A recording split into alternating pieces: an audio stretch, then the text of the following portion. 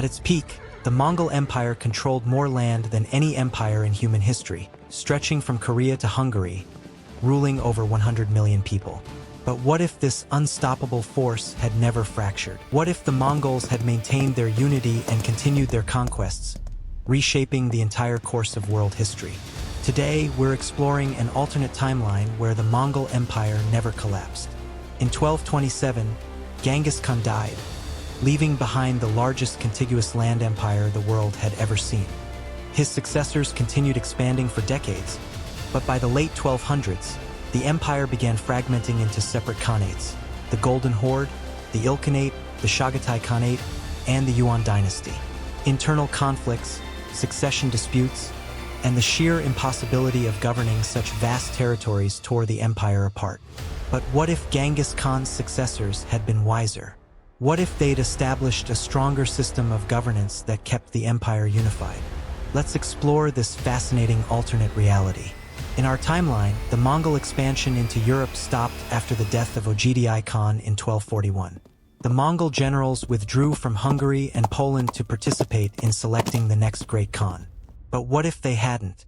What if the succession had been smooth and the invasion continued? Western Europe would have faced the full might of the Mongol war machine. Medieval knights, despite their romantic reputation, were no match for Mongol cavalry tactics. Paris, London, and Rome could have fallen just as easily as Baghdad and Kiev. The Holy Roman Empire, already fragmented, would have crumbled under the pressure. By 1300, in this alternate timeline, Mongol banners fly from the Atlantic to the Pacific. The entire known world, except perhaps isolated regions like sub-Saharan Africa and the Americas, answers to Karakorum, the Mongol capital. Here's where it gets interesting. The Mongols, contrary to popular belief, weren't just destroyers. They were incredible administrators once they conquered a territory.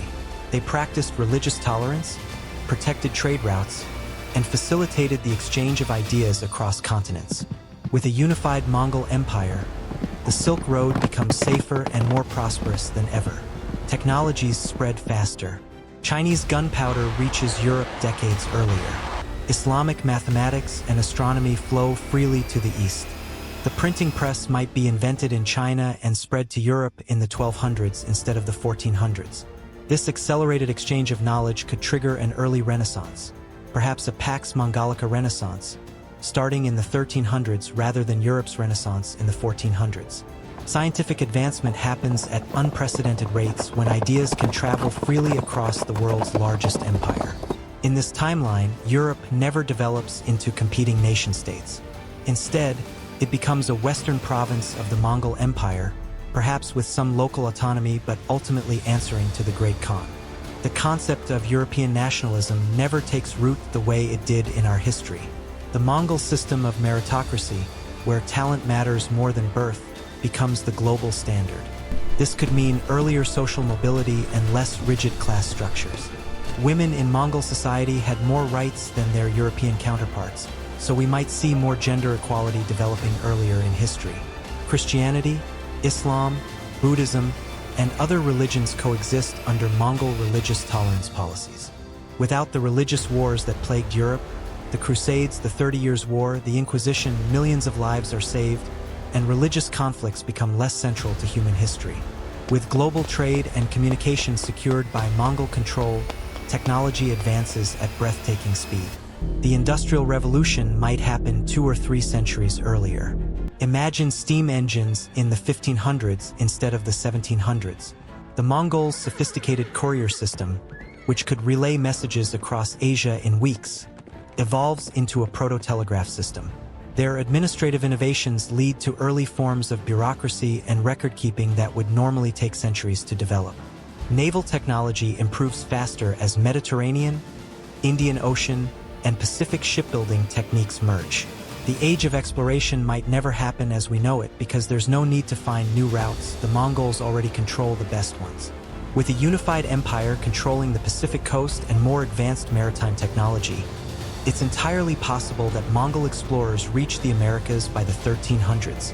Unlike the Spanish conquistadors, Mongol policy toward conquered peoples was more pragmatic, demanding submission but often leaving local customs intact. Native American civilizations might be integrated into the Mongol trade network rather than destroyed. The devastating diseases that killed millions in our timeline might spread more gradually, allowing native populations to develop some immunity. Fast forward to today in this alternate timeline. The world speaks perhaps 3 or 4 lingua francas instead of dozens of major languages. A form of Mongolian might be as common as English is in our world. Global governance exists in a form that developed organically over centuries rather than the fractured international system we have today. Technology is centuries ahead. Climate change might be solved, or might have happened even faster due to earlier industrialization. Space exploration could be far more advanced, with a unified world government pooling resources. The collapse of the Mongol Empire was inevitable given medieval technology and communication limitations. But imagining its survival shows us how profoundly different our world could have been. Would it have been better?